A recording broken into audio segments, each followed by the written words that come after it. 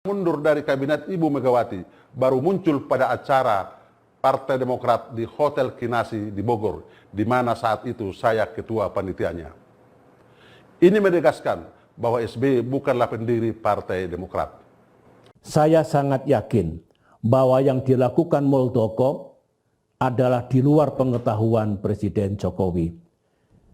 Saya juga yakin bahwa Presiden Jokowi memiliki integritas yang jauh berbeda dengan perilaku pembantu dekatnya itu. Partai Demokrat justru berpendapat apa yang dilakukan Muldoko tersebut sangat mengganggu dan merugikan nama baik beliau. Janganlah menekan-nekan saya begitu. Saya diam, jangan menekan-nekan, dan saya ingin mengingatkan semuanya, ya. Saya ingin mengingatkan, itu karena saya bisa, sangat mungkin, ya, melakukan apa itu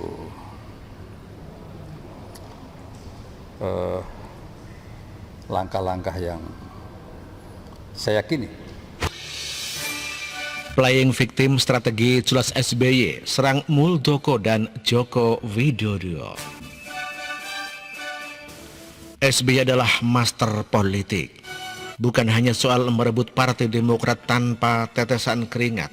Publik ingat pengerukan duit untuk Kerajaan Cikias melalui M. Nazarudin, Angelina Sondah, Anas Urbaningrum, dan kawan-kawan. Mereka korban politik culas SBY menguasai Demokrat untuk kepentingan pribadi. Korban SBY pertama kali itu adalah Ibu Megawati Soekarno Putri. Dengan penuh intrik kekejaman, Ibu Megawati dikibuli SBY. Kisah seputar Pilpres 2004 menjadi awal sukses politik tipu-tipu ala SBY. Yusril Iza Mahendra saat ditanya Ibu Mega menjawab singkat, "Ya, maju." Ketika pertanyaan disampaikan ke SBY dengan muka ditekuk dan bibir terkatup, dia menggeleng kepala sambil bergumam, tidak mencalonkan diri. Yang terjadi, SBY memanfaatkan Partai Demokrat sebagai raison d'être untuk maju Pilpres 2004. Tentu ibu negara geram. Padahal Megawati hanya menginginkan soal kejujuran. Nyatanya pernyataan Yusril yang akan nyapres tidak menjadi masalah bagi Ibu Megawati. Geramnya Ibu Mega diikuti oleh pengunduran diri Yudhoyono, lalu diikuti oleh narasi Demokrat dan SBY seolah terjadi penzaliman oleh Megawati. Bangunan narasi semakin membesar, playing victim sebagai strategi mengeruk suara rakyat, terjungkalah Megawati. Strategi playing victim menjadi trademark seluruh sepak terjang SBY dalam berpolitik dan menjalankan pemerintahan. Dia hanya akan menyatakan prihatin, ikut merasakan untuk seluruh kejadian dan malapetaka di Indonesia. Dia tidak berbuat. SBY menempatkan dirinya sebagai korban apapun.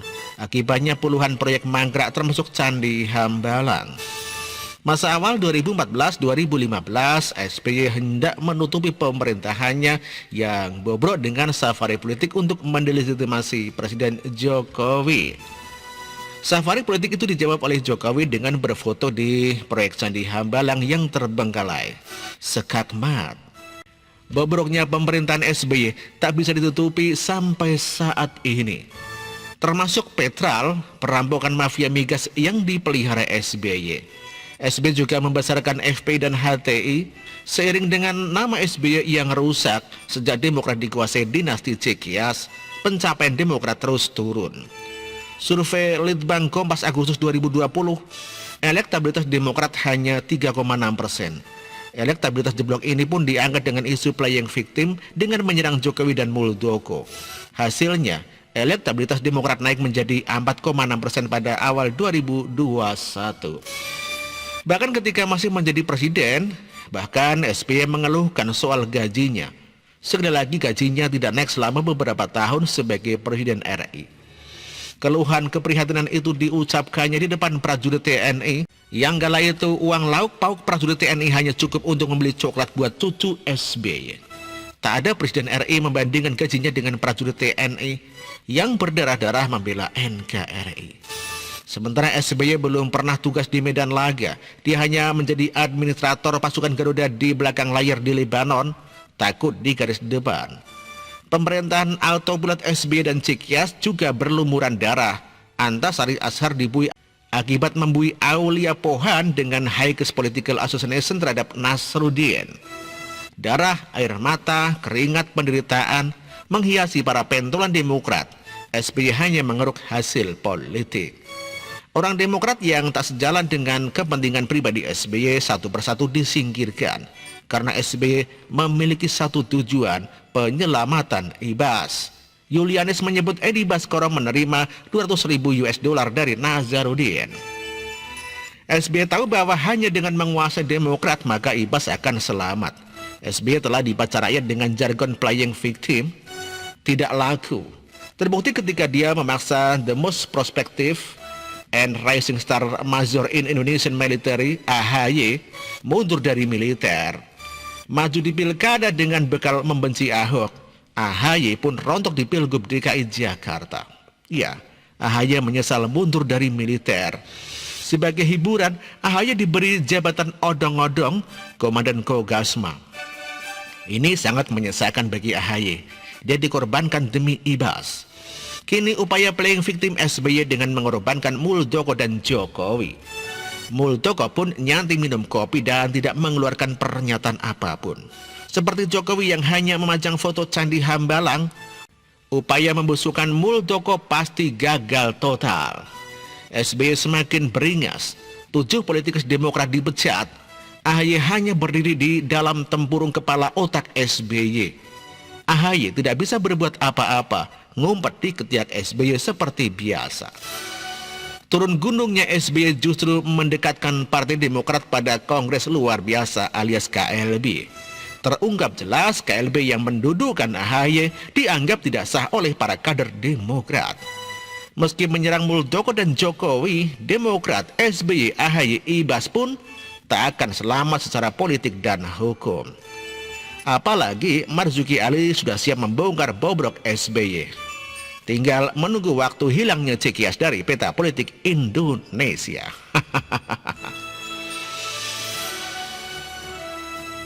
Artikel ini dikutip dari Facebook Ninoe Karundeng. Terima kasih.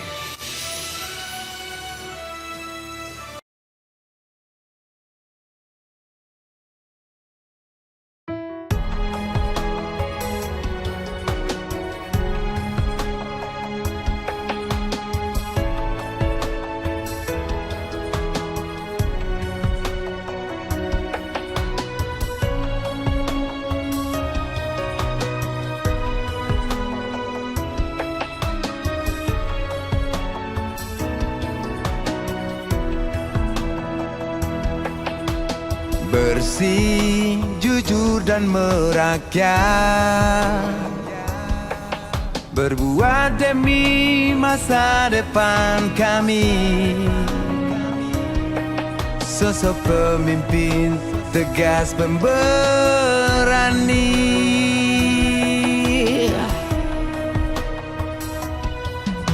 kamu tidak tergantikan. Baktimu untuk negara Indonesia Timur bersuara.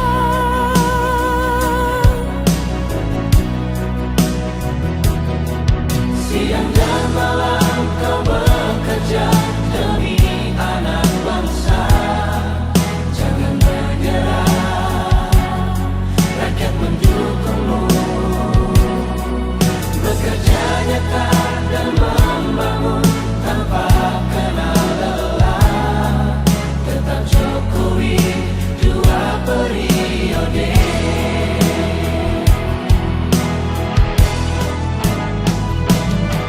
Ayo Jokowi, rakyat mencintaimu. Pilih Jokowi, Indonesia kejar.